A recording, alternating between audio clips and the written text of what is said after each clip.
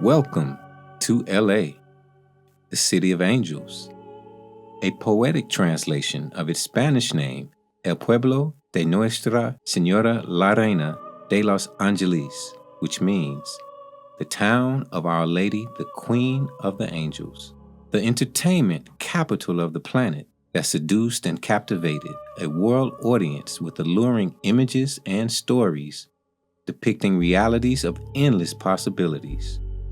This attracted a melting pot of culture where almost half of its population, 49%, are not native Angelenos, but individuals who saw LA as a place of opportunity, a fresh start, or a second chance for a better life and future. What better name for a place is there to seek this future than a place called the City of Angels?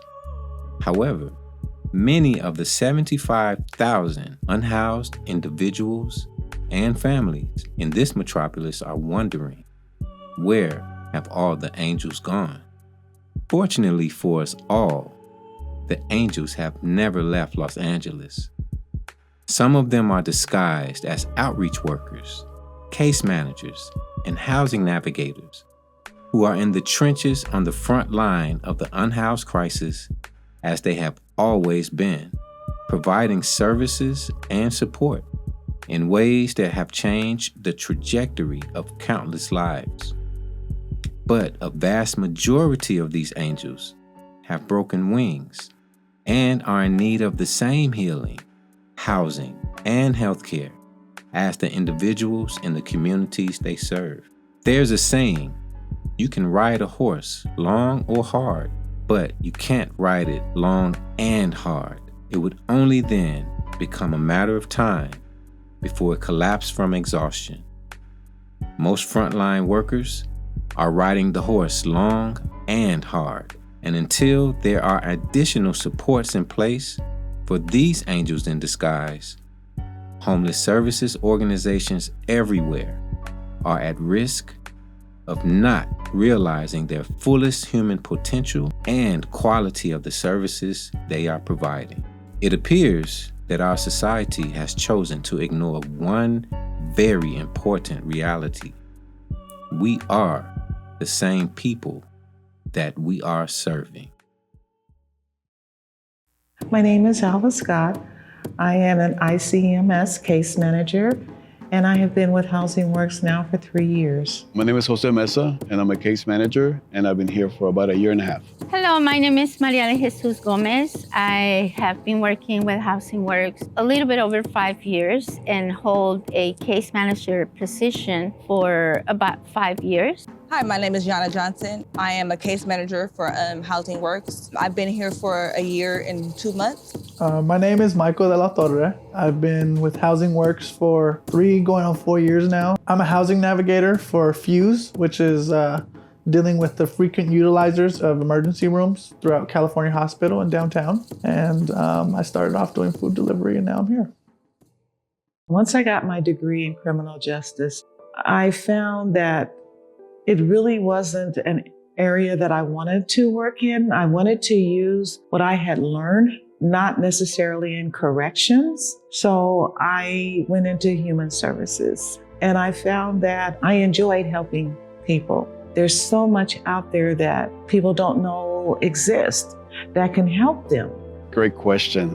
It might sound strange, but I'm speaking from the heart. I think we were not only called, but chosen to do this work. I had went through some trauma in my life, and I, at some point, was homeless with my children. We moved a lot between the cars and staying at other people's places. So I made it my goal in order to be able to help people so that they don't have to experience, especially single parents or mothers that don't have the opportunity, with people have family or people that help. So I always felt some type of compassion towards people that, are struggling. I decided to, I want to help people so that people don't have to endure the things that I had to go through because of the trauma in my life. I watched my mom work on Skid Row, doing case management, working in homeless services. And at the time, we didn't have money for a babysitter, so I used to go with her to work. And growing up from neighborhood to neighborhood, seeing the different human beings that were being dismissed in this world is something that I feel like always resonated with me. And I wanted to make sure that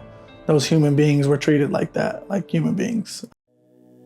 According to recent reports, case manager burnout in Los Angeles, particularly among homeless service workers, is significantly high, with many studies citing factors like low pay, high caseloads, and the stressful nature of the work, leading to substantial turnover and burnout rates, often exceeding 50% of workers experiencing burnout within their roles. This is especially prevalent among frontline workers dealing with the complex program participant needs in Los Angeles County. It really, really impacts my health, and not only mine, but everybody who works in this field and in the field of helping others. Since I've been in this sector, it has taken me off of work for a couple of months due to stress and just the powerlessness of not being able to do all the things that I want to do in this field. It impacts my health in a way that there can be a lot of stress. Some of the stress can come from you want to help this participant, but you can't find the resources that they need because everyone is different. You have to put a program together and see if you can work that program with the participant. But sometimes the hardest part of working that program with the participant is that the participant himself does not participate. So what do? Do you give up or do you continue? And my job is to continue. You don't give up. It drains you emotionally at times, mentally, physically. Every now and then you just have to help somebody with the grocery bags or print some paper. Other than that, it's more of a mental and emotional drain at times. There are good days, there are bad days. Like the stress or the mental of it, it kind of, some days it takes tolls. You're involved with people, emotionally tied, even though you try not to be, but you are attached to people and their stories. I think my work impacts my health in both positive and negative ways. The conversations and different relationships that I build with people, it is unlike anything else. And I don't think there's a lot of jobs out here, just jobs in general, where you get to have experiences like this. So my negative would be, I feel like what almost everybody also experiences in this line of work is, burnout, fatigue. And I definitely feel like I'm a empathetic person. I try to put myself in other people's shoes, even if I haven't had the direct experience. Trying to absorb all that and work around my own feelings around it and be a person who can now lend a hand to someone who's going through this situation is, it can take a toll on you at times. There are some fundamental questions like, how can case managers model wellness if they are not well themselves? Or how does their wellness impact their service provision that deserves the utmost attention, consideration, and honest conversation?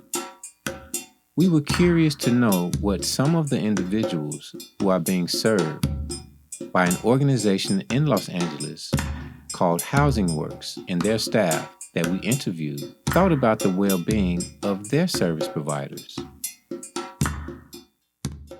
Hi, my name is Tanina Johnson. I'm a resident here, and I've been here for 1 year. I believe that staff wellness in the workplace is incredibly crucial to the mindset and the healing process of those who have come from transitional housing to a moment of permanence, mostly because the idea behind transitioning or coming from transitional housing is that there may be some trauma or things that can have us triggered from time to time. And it's important to our safety and to the staff safety that they are also feeling secure. The truth is that when you start thinking about what staff wellness means, it's that you are able to project wellness from yourself onto another person. And the idea is that when you are well, we are well. The idea where it's like, I'm trying to help humanity, and humanity is having a hard time helping itself. And then to come back every day That takes strong will, that takes true compassion, and that idea of valuing a vision that the person themselves cannot see. Why shouldn't you get compensated for that? You know, the fact is, it's like, it's a job. But I think that humanity should acknowledge that. And we do have the funding in California to do that. We know we do. We know we do. We just don't want to give it up. Honestly, Alva, the truth is that Housing Works and your service specifically has helped a lot because it's like, it makes it relatable. I don't feel like I have to try so hard to push a conversation. You do that naturally. That's why I'm here. I'm here for you. And I want to be able to help you and assist you in any way that I can.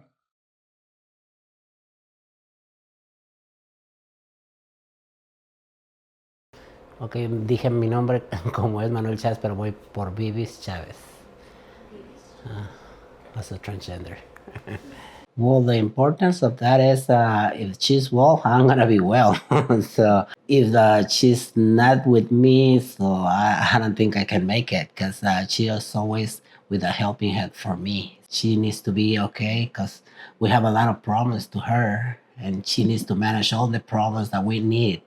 And she's not good, who we're gonna talk to? So she needs to be okay to help us.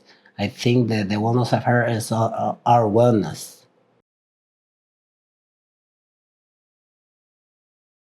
We struggle day by day, like check by check, you know, just like the people that we actually help. We still, most of us come with a smile and make sure that it's done because those people, they still count. You know what I'm saying? So just to kind of see us to do better as an employee, but also that we can do better for the people. I feel like we just hit the surface. We don't really do as much as we could because we don't have all the resources or the money or the funding that we could. We're small, so people don't, you know, they feel like we're not as important as the bigger entities, but truly, like, we're the people that count. I guess just respect goes a long way. You can't respect somebody unless you understand what they're going through. I feel like there's a lot of misconception around homelessness and around just this line of work in general. The people that work in this field and what our morals are and why are we helping these people who don't want to help themselves and why are these people receiving this help that they don't deserve. And I guess for me, I circle around to the thought of respect. And again, if it was you, if it was someone that you loved, I feel like the level of respect would be incredibly different. It'd go from all these questions of what are they doing, how did they get there, that's their fault, to what can I do to help? I feel that staff should always be able to feel safe, and that's not always a possibility. I feel that staff should always have mental health days if they need it. And I feel that staff should be paid a wage where they feel that they are respected for what they do. You know, when we talk about wellness at work, I think it's important for us to talk about the things that nobody talks about, which is better wages. You know, we, as case managers, we're way underpaid, leading us to sometimes have 2 jobs. We work sometimes more than 8 hours as a case managers, but then we have to be able to find other sources of income because the income that we get through these jobs are very underpaid. Being able to take care of ourselves. I would like to actually say that working for Housing Works has been an amazing experience in terms of wellness at work. I have been in many other organizations where our mental health is not really the priority. Some of us, you know, we have to also tap into other wellness programs such as therapy because the things that we see and experience in this job, they're not easy to digest, you know, and it becomes a point where it takes a toll on us. You know, it sends us on a spiral of emotions that if not discussed further, it can really affect our mental health. My name is Selena Alvarez, and I am the Executive Director at Housing Works of California. When I think about the future of wellness efforts for the workforce in homeless services, 4 words come to mind. I think of the mind, heart, body, and spirit. Workers who show up every day with the goal of taking people off the streets and into housing are folks who roll up their sleeves and dive right in. They are driven, they are kind, and they show up tirelessly day in and day out. Frontline workers do the human services work we call supportive services. They aren't paid a living wage. Their work hours are dictated by what works best for the organization. They witness human suffering on a daily basis, and more often than not, they also have encounters with death and dying of the folks being served. Frontliners are tasked with assignments driven by billable services and contractual demands. Let's get honest, it is survival of the fittest. The workforce grapples with paperwork versus people work. I dream of a workplace where every worker is provided with tools and resources to ensure they have everything they need to do this job and do it well. I'm talking about a holistic approach to doing this work in the true spirit of igniting community building efforts while providing the workers with what they need to ensure that their hearts, mind, bodies, and spirits are fed, protected, loved, guided, supported, mentored, and celebrated. A workplace where food, music, storytelling, intergenerational and cultural experience emerge, and where the people being served are coming out of isolation, inspired to take control of their own lives and be in community with one another. That's what I dream of when I think of a workplace focused on the wellness of the people doing the serving. When the people who are doing the serving are well, the folks we serve will be stable and steady. The questions now are, when will the well-being of not only frontline workers, but all who work in the homeless services sector become a priority just as the well-being of those they serve? And does the practice of trauma-informed care and harm reduction not apply to those on the front line as it does to their participants?